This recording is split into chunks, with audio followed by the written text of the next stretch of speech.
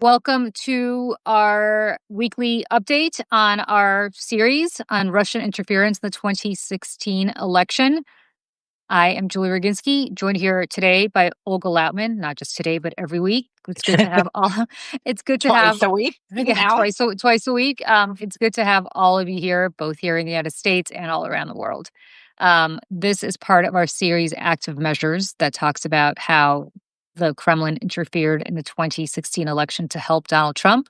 The reason we are doing this, and we will keep repeating this every single week, is because Trump has now decided to change history and say that there was no election interference and is calling it a hoax and has called it a hoax ever since. But it is not a hoax, and we are here to prove it. Please follow us on Substack at the Charity Tracker, and I'm Asking Russia. That's Olga's Substacks.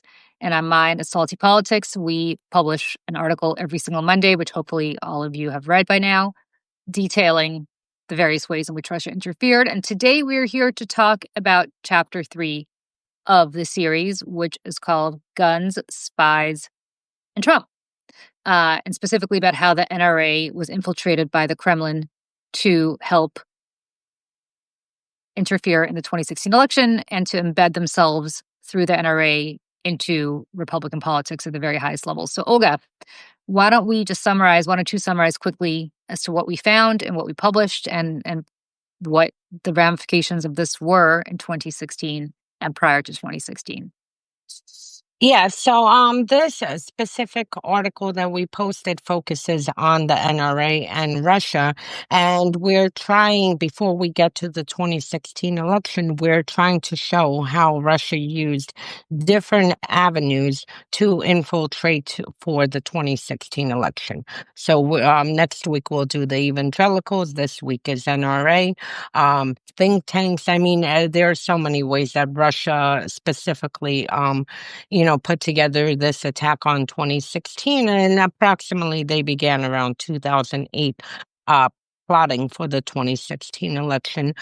So in this article that we posted today, chapter 3, yesterday, basically we discussed how Russia knew the NRA is very powerful. They knew that the Second Amendment is, one of those culture issues that can result in a big split in U.S. Politics, and how they knew the NRA is embedded within the Republican Party. So they saw this as an early avenue, beginning around 2010, to start approaching, not only using the NRA, the money laundering tool, but to approach the NRA president and officials in order to get their way into Republican circles. And yes, we focus a lot about Butina and her role in this, and Torshin, his role in it, and give a background on Alexander Torshin, who was her handler by all accounts. And the activities he did, and also his past of being basically considered the godfather in one of Russia's, main mafia groups that was operating out of Spain. So, just to give people a quick timeline of what was going on and how it happened, if people remember in 2008, Barack Obama gets elected and talks about having a reset with Russia because relationships with the Bush administration had soured by 2008 when Bush first got Which, elected. sorry to cut Yep. in, was the biggest mistake ever, because if we go back to the summer of 2008, Russia launched an illegal invasion of Georgia. They took territory Yep. in Georgia, and Bush obviously didn't want to respond, which I've spoken with officials within the Bush administration who now see this as a big mistake. But he didn't want to respond because he was on his way out. Obama was coming in. He didn't want to start any kind of aggression with Russia. So when Obama did start this ridiculous reset, number whatever it is, 100, over U.S., Soviet, and Russian relations, Georgia was occupied under Russia. So sorry, I just wanted to give that Yeah. pretext that instead of coming in and dealing with this illegal invasion and occupation of Georgia, which had it been dealt with, we wouldn't have Ukraine. If Russia was put in its place in 2008 after the Georgia invasion, chances are they would have seen that the international community is serious and they wouldn't have expanded their aggressions, illegal invasions, genocide, and everything else that we're seeing now. Yeah, and So, I think it's important for people to know this happened, except for Biden, who had a very clear-eyed view of Putin. Every president who has ever dealt with Vladimir Putin comes in with the best of intentions. So in 2000, Putin and George Bush kind of rose up together. Bush, remember, very famously said he looked into Putin's soul and he saw a good man, whatever the quote was, but he was okay with him. By 2008, as Olga pointed out, the relationship had soured for good reason. And by 2008, Putin had moved very much already towards autocracy, towards illegal invasions of Georgia. What was happening in Chechnya, assassinations. assassinations. What had happened in Chechnya was a horrible bloodbath. So by that point, Bush was already soured on him. Obama comes in naively, stupidly, I would argue, also decides that he's going to give Putin a chance, although it should have been apparent by then who Putin was, and basically says, we are going to have a reset with Russia. We're going to try to have a diplomatic solution to all the crimes that Putin was committing, which led to Hillary Clinton famously giving her counterpart, the foreign minister of Russia, a button that basically it was meant to say reset. The Russian translation was completely messed up, but it didn't matter. The Russians kind of joked about it. They tried to do a reset. The reason this is all relevant history is by 2011, Russia had a very deeply flawed election where Putin won with some sort of Saddam Hussein astronomical numbers. But the reality was it was a deeply flawed election that precluded a lot of people from voting, a lot of people from running. And the Russian people rose up. And I want to be clear about this. They rose up in ways that we here in the United States are not doing right now as we are sliding towards autocracy. The Russians, who've never had a culture ever in their history of democracy, of long sustained democracy, saw what was happening and rose up by the tens of thousands all across the country, not just in Moscow and St. Petersburg, but in cities all across the country. That's how Alexei Navalny came to power. That is how, not power, but came to prominence, excuse me. Boris Nemtsov, who was a long time kind of democracy advocate, he came up. And so there was a tremendous amount of protest that went on from 2011 to 2012 and so on. Putin assumed and publicly said that these protests were inspired by, funded by, and otherwise pushed forward by the United States government and specifically Hillary Clinton. He identified Hillary Clinton as the person who was trying to overthrow his regime. And that's not something that he said privately. He was very open about this publicly. Why that is relevant is because Hillary Clinton was perceived as being the likely next Democratic nominee. And at that point, the Kremlin decided that she needed to be stopped. And at that point, the Kremlin decided, if not prior to that, that they needed to ensure that whatever else happened, Hillary Clinton was not going to be the president of the United States. That is the key critical thing here as you read our series and understand what we're talking about. Because there is nothing more important than understanding that Hillary Clinton was absolutely to be stopped under any circumstances. They didn't necessarily need Trump to do it. They tried other people, including Scott Walker and others that they thought were potential Republican nominees. But at that point, everything turned to ensuring that Hillary Clinton was not going to be president and that Putin would avenge himself on Hillary Clinton for what he perceived to be her interference in his elections. So, Which, by the yeah, way, is a complete lie because the US was not involved. And this also comes the backdrop of when we saw Arab Spring rising. So, I mean, this was all happening at the same time where you saw people who were sick of their dictator thugs and they started rising up. And I mean, the Arab Spring was sweeping across the Middle East like wildfire. And this happened at the backdrop of that. And of course, the famous old KGB thing is if a tree falls, it's the CIA because the CIA is omnipresent and like everywhere. And little do they know.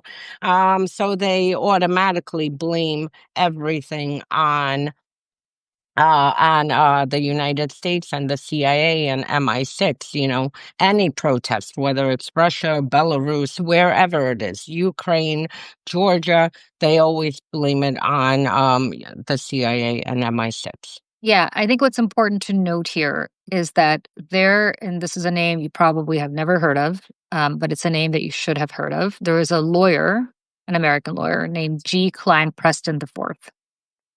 And Preston was a member of the NRA, but Preston also was an election observer close to the Kremlin, had done tons of work for decades with the Russians. You do not do work in Russia, any kind of commercial work in Russia, without having to kick back to the regime.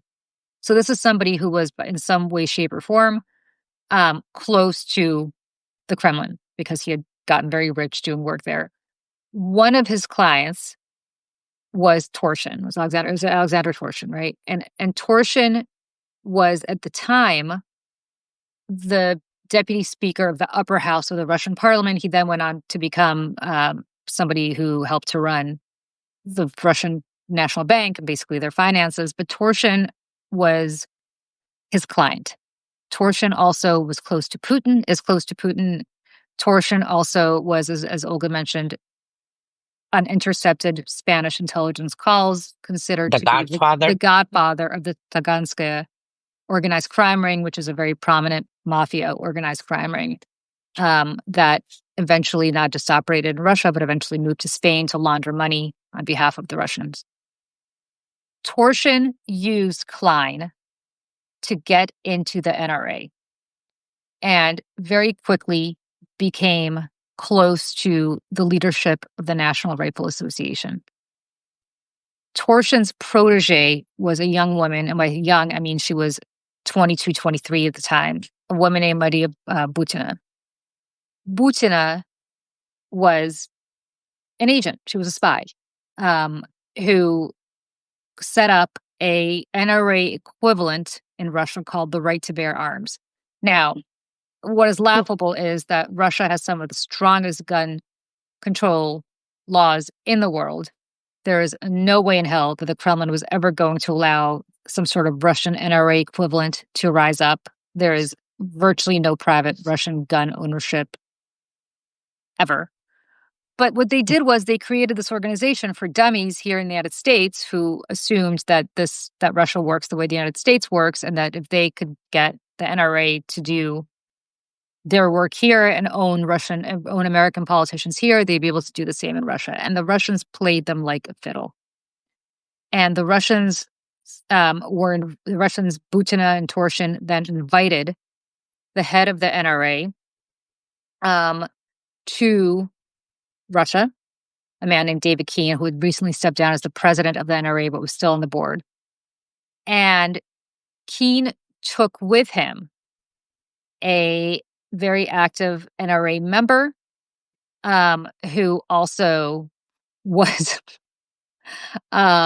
an active NRA member who also was in his 50s by then, to Russia with him, where they met with Butina and they met with Torsion. Um, uh, a man named Erickson. Erickson then basically gets honey trapped by Butina, and they get into a relationship. And once they get into a Typical relationship, honey typical, trap. typical honey trap. Erickson then starts really getting invested in Butina. She is at this point, I think, 24. He's 51. He ends up introducing her all around Washington. He ends up sending a letter on her behalf to Sam Nunberg, who at the time was kind of running the nascent Trump campaign, asking for a meeting between Butina and Trump. That meeting did not happen, but Butina, by sheer coincidence, got to ask Trump at a town hall on national television whether he was going to keep sanctions on Russia that the Obama administration had placed. And Trump said, of course not. I have no intention of doing that. I think Putin and I could have a great relationship. At the same time, Torsion was meeting with Donald Trump Jr. and trying to get into the campaign through that way. The NRA ended up receiving a tremendous amount of money. There's no allegation. There were allegations. There's no evidence that they were laundering Russian money because for some reason that was a rabbit hole that our investigators decided not to go down.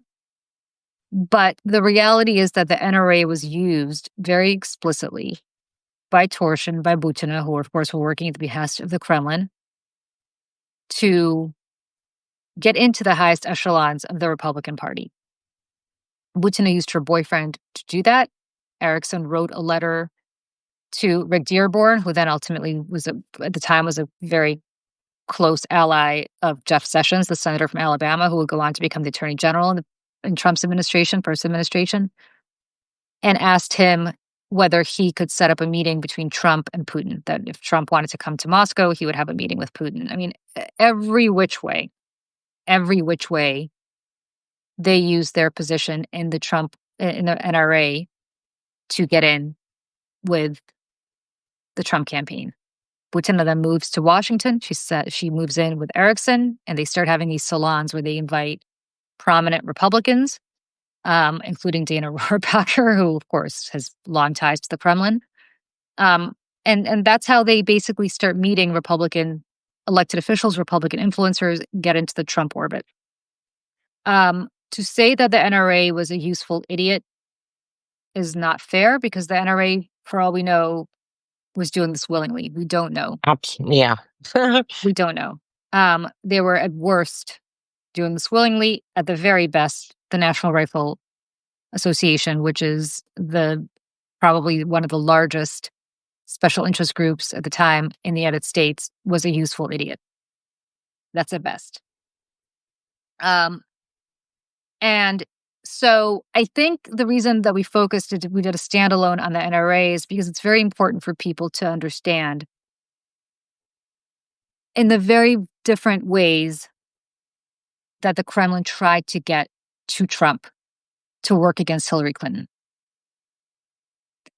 The NRA's one, as Olga said, next week we're gonna talk about evangelicals and so on. I mean, there's so many different components There to are this. so many. I mean, this is Yeah. just one piece of their, whole plot and operations. Like I said, it was a multifaceted attack that was very well coordinated and planned. Beginning around 2008 after Obama won. And I mean, this is just one piece to the bigger plot, and we'll cover more. And I just wanted to say something on, so Torshin was, according to Intercepts, the godfather of the mafia, well, one of the mafia sects inside of Russia. But I just wanted to remind Trump from the 80s, starting in 1984 with David Bogadin, who he sold 5 apartments for $6 million in cash. Who was part of the Russian mafia. You have different gangs. Trump has been involved with the Russian mafia for a very long time. I mean, this is very well documented. You have literally, whether you look in Sunny Isles, I went through every single apartment and sale in Trump Tower on Fifth Avenue and Trump World Tower. I mean, literally, I went down this rabbit hole a decade ago, going through every single thing, and every single avenue led back to the Russian mafia or Russian officials or Yanukovych officials who were the Yanukovych party was Russia's party in Ukraine, and eventually he got overthrown and fled to Russia. The reason I am saying this is because Russia uses different means, and it's an old KGB tactic, to carry out their operations. So you have them using the Russian Orthodox Church, which is primarily an arm of Russian intelligence, to appeal to one group of people and whatever operations they want to run through it. Then you have the Russian cultural Rosatrudnichestvo, and which is basically finally all intelligence agencies agree that it's a front for Russia's SVR operations, whether it's in New York or Italy or France, wherever. So you have Russia using different things. Now, the mafia is very key because after the collapse of the Soviet Union, as Westerners were running in with cash to Russia to help, develop its democracy. You had, I mean, frankly, every single oligarch that exists that has remained and is in good graces with Putin. Every single one of them rose with the help of Russia's security services, the FSB, which is the KGB after the collapse.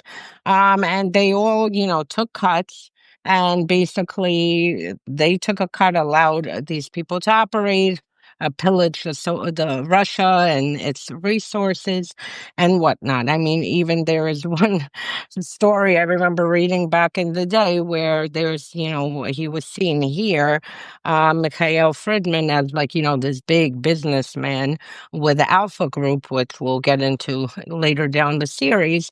But even with him, I remember the funniest story was a local Russian story where he was in the early 90s trafficking drugs, and with, again, the help of Russia's security services. And then ended up that the drugs ended up cocaine ended up getting mixed up with a sugar bag and onto a local Moscow supermarket. So you had this rise of the mafia with protection from Russia's security services and a kickback for them to operate. And the reason this is important is that Russia began using them also as an arm of Russian intelligence. And there is absolutely no, there's no surprise that, for instance, you had the Petrov gang in Spain, another mafia gang that was operating, that was not only providing kickback to Medvedev and the rest, but they were also compromising local people in order to then eventually be involved in and collecting information to be involved in, like the Catalonia referendum, and other things. So you have Russian intelligence using mafia to carry out their operations across the globe. And at the same time, this allowed them to basically have plausible deniability because they'll just say, oh, this is just a criminal gang, it has nothing to do with us. And that's why it's also very important because Torsion being, the godfather, um, of this gang, what is it, Taganskaya? Taganska, Yeah, yeah. Taganskaya gang. Him being the godfather of that gang is, a critical piece to this. And just like you had with Trump later, actually during those years, you had what's his name, Dr. Horn of Taiwan Chicks operations running out of Trump Tower, his international gambling ring that was running out of Trump Tower, and we'll get to that series and how he was treated as a VIP when Trump went to Miss Universe. So this is why all these facets are important to understand and where media failed, because, and frankly, U.S. Agencies, because they saw these mafia actions, whether it was the Mogilevich group, whether it was Taiwanchik's group, Yaponchik's group, they saw them as just individual crime rings and were looking at it from the lens of Italian mafia versus understanding that this actually had geopolitical repercussions because not only were they looking for loopholes and, doing their mafia activity, but at the same time, they were compromising individuals, collecting information, local information, compromising local law enforcement, and then delivering this information to Russia's security services, which could be used at any point of their choosing. So, you know, part of the challenge here, first of all, is we're gonna keep saying we should not be the ones writing this. This should be front page of the New York Times stuff. But the mainstream media has completely fallen down on this. Because right now what you have is two narratives. One is the narrative that the Russians interfered in the 2016 election, and then a counter narrative, which is now gaining currency because it's being repeated from the podium of the White House and it's being repeated by his allies in Congress, that Russia did not interfere in the 2016 election and that that was a hoax. Every part of what Olga and I are writing is sourced. It's not like it's our opinion. Every part of it is sourced. up to and including the fact that Maria Butina was then arrested in 2018, excuse me, um, for effectively lobbying on behalf of the Russian government without permission. She pled guilty to one conspiracy count, which is fascinating. That that's all she had to plead guilty to. That the Justice Department under Merrick Garland allowed her to plead. I'm sorry, the Justice Department under Bill Barr, not Merrick Bill Garland, I Barr. apologize. Hmm. Bill Barr allowed her to plead to one conspiracy count. They did not want to have more information on that. And she then proceeds to tell them enough information that we're able to source a lot of this stuff, but certainly not a lot, certainly not as much as they knew. So understand the Trump administration in the first term, I think, indicted her on this completely ridiculous charge and not as a spy and not as anything else, specifically because they needed to get her out of the country quickly under pretenses that had nothing to do with the 2016 election to the point of where they understood this could go. This all happened under Trump. They did not want to leave this to Trump's successor, potentially, to do. They needed her out of here. They needed her out of here quickly. Her boyfriend, Erickson, then is indicted for nothing to do with this, not the fact that he was trying to backchannel meetings between Trump and Putin, not the fact that he was helping Butina in her work, not the fact that he was effectively a tool of the Kremlin, whether wittingly or unwittingly. I would argue wittingly, but I don't want to say that because I have no evidence of that. He gets indicted for effectively financial irregularities. And the prosecution does not ask for a lot of time. The judge is so offended by him that the judge actually gives him more time, 8 years, I believe, than actually the prosecution wanted, the Justice Department wanted, Trump's Justice Department again, Bill Barr's Justice Department again. And he goes to prison for a little while, and then lo and behold, on January 20th, 2021, he is pardoned by Donald Trump as one of his last official acts on his way out the door. Again, pardoned so that he would not be pressed by the Biden Justice Department about what he did. Butina, who's now 30, maybe not even, goes to Russia, immediately goes to work for Russia Today. In our second chapter, we covered Russia Today's influence, RT. If you missed that, go back and check it out. But if the spy goes back, becomes an anchor in Russia Today, her show is meant to denigrate the opposition, whether it's Navalny, who was still alive at the time, or other Russian opposition figures. Spends a year or two there, and then, of course, runs for and becomes a deputy in the Russian parliament, in the Duma, where she sits today. All of this is incontrovertible. None of this is a hoax. All of this is very real. And you have to ask yourself the question of why Donald Trump does not want to pursue this. And why he wants to talk about the fact that this was a hoax when all of it, up to and including the fact that a mafia figure like Torsion infiltrated the NRA, up to and including the fact that the NRA went to Russia in 2015 and had meetings that they then said were not official meetings, but there were a lot of personal business opportunities that were created for these NRA executives who went by the Russians, completely co-opted a year in advance of the 2016 election. And just an answer to Tim, she didn't fall out of a building because it's a long KGB practice to take care of your spies.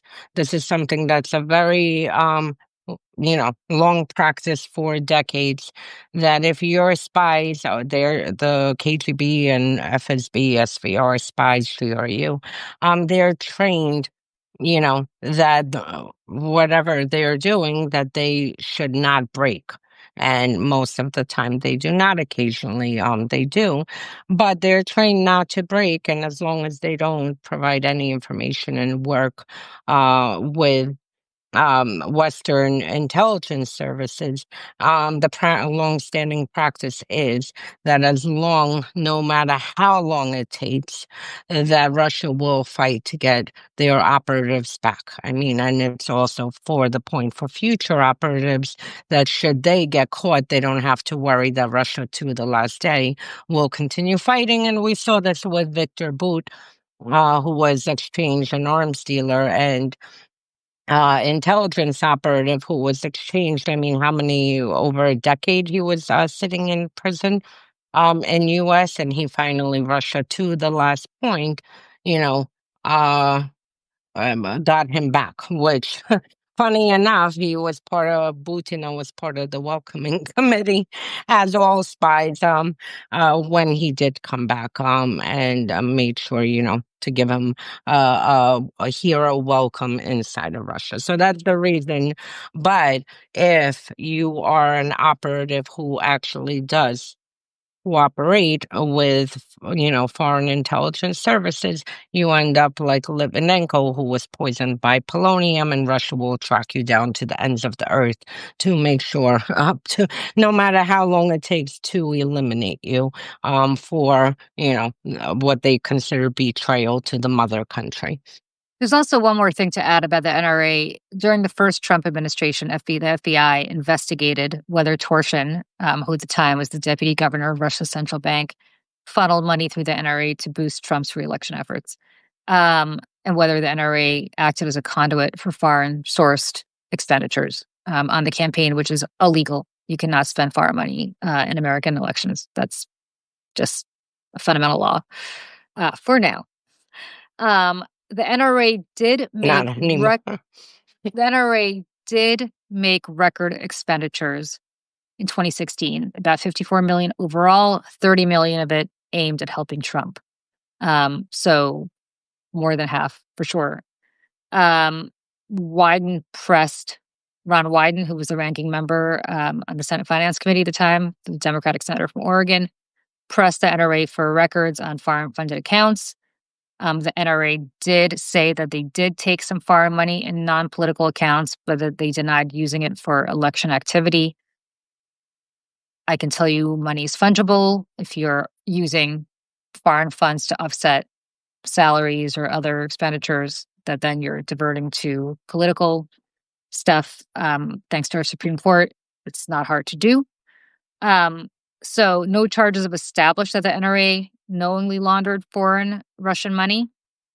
But in 2016, but as I said before, it's fascinating because we don't know whether they were acting as a useful idiot or whether some of its officials coordinated knowingly with the Kremlin, which was our foreign adversary, to swing the election to Trump. I keep coming back to this because I think it's important to repeat over and over again. None of this is in dispute. A lot of this information that we got was from Marco Rubio's own report about Russian interference. A lot of it came from the Justice Department indictments, the Trump Justice Department. None of it has been put together until Olga and I decided to put it together. But put in some together, just the first 3 chapters of what we wrote, and there are many more to come. But if you read nothing else than the first 3 weeks of this, the first 3 chapters that we did, and we strongly urge you again to go to our Substack and read this, because what we're providing here are details. And But share it so other yeah, people know. yeah, and share it, but not as many details as what we wrote. It is very important to understand that just this alone shows how much the Kremlin interfered in our elections. If you co-opt the NRA to advance your cause, if you co-opt the evangelicals, if you have, as we wrote last week, a network like RT dedicated to propaganda, and it becomes one of the biggest YouTube sensations of the 2016 election and later. It's not one silver bullet. It's about 15 different silver bullets that we're providing every week.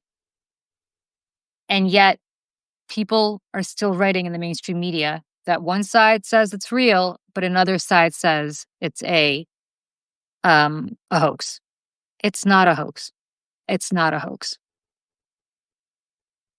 And Well, Tim, you said Bill Barr is a fixer. He is a fixer in more ways than one. He was a fixer on Epstein. He was a fixer on Russian interference, and he was a fixer in about 10 different things. If we had time, we would just do a whole series on Bill Barr alone. Maybe we will next time. yes. Maybe that's our that's our project maybe for another time. But as we're focused just on Russian election interference in 2016, which again we had no intention of being focused on until Donald Trump decided to open his mouth again and say that there was no election interference in 2016. And just So, an interesting tidbit on Bill Barr.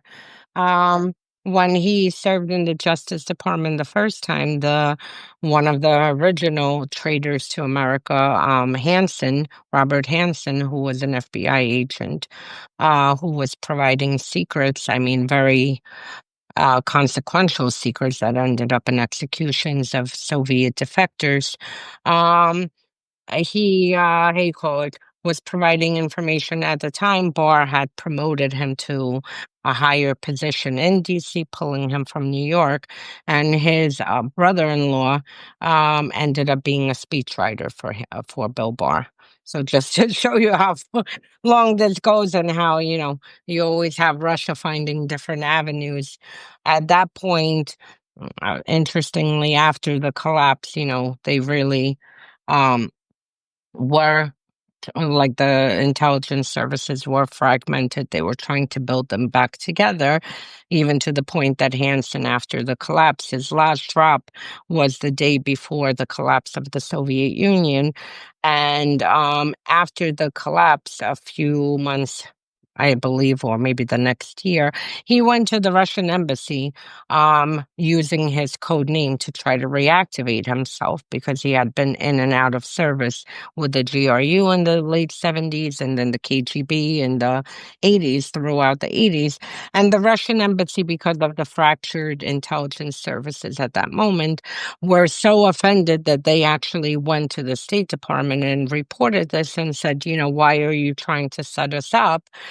Here, we're not doing anything. Of course, nothing was done to Hansen. He was never looked into at that point, and he ended up being reactivated. Interestingly, around the time that Putin took over FSB, and as Russia's intelligence services strengthened, he ended up being reactivated and then being used through the late 2000s, and I believe finally arrested in 2011. But just to show you how long all of this goes, and anyone who wants to read Bill Barr's speeches from the early 90s, I mean, it literally is exactly the same thing that these extremist Republicans are pushing today. and because we would be remiss if we didn't invoke Jeffrey Epstein's name, because all of this is a diversion for Trump from the pressure to release the Epstein files. Bill Barr's father was the longtime headmaster of a very elite private school in New York called the Yep. Dalton School, and hired Jeffrey Epstein as a math teacher there, despite the fact that Jeffrey Epstein did not have a college degree, which is okay, except that I can guarantee you, as a New York City resident who is around these private schools a lot, that you would never be hired as a math teacher if you don't have a college degree in an elite school like this. Most of those teachers have actual PhDs. But Jeffrey Epstein was hired by Bill Barr's father, and I think all of us understand that you don't just start molesting young girls when you become a billionaire. If you have that kind of proclivity and you have the access, you probably start much earlier. And the question remains whether Jeffrey Epstein ever molested any of the teenage girls whom he taught at Dalton, and if so, whether Bill Barr's father settled those cases with a stringent NDA to prevent them from coming forward. If any of those young girls who are now probably 50-year-old women are around and want to come forward about this, it would be an interesting story to hear, although that is, of course, their decision. But understand that Bill Barr's fingers, both through his father and through his own, are in so many different Trump scandals, Hmm. from the Russia cover up to the Epstein files, that it would be very interesting to actually have Bill Barr under oath once in a while, to talk about what he knows and when he knew it. So, Yep. On that note, thank you to so many of you for joining us today.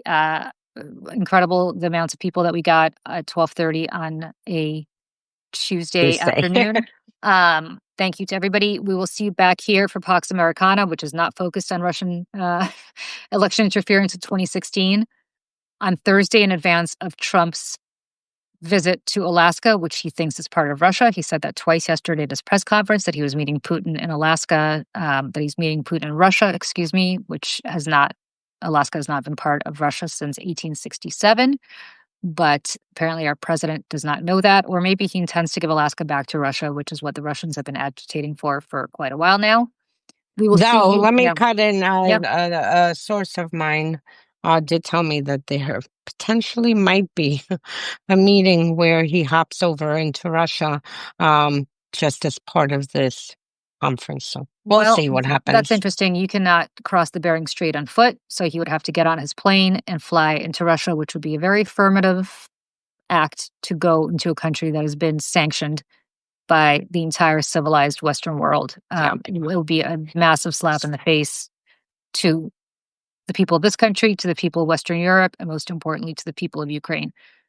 We will see all of you back here at 12:30 next week for a conversation about the evangelical movement and its infiltration in advance of the 2016 election by the Kremlin.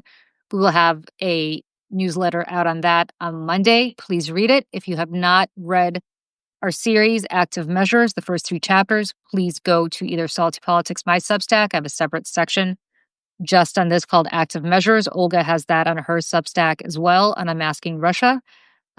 So please check that out on either of our Substacks. And we will see everybody here again Thursday at 11 a.m. Eastern and 12:30 p.m. Eastern next Tuesday. Thank you so much, everybody. Thank And you. we will see you all soon. Bye. Bye.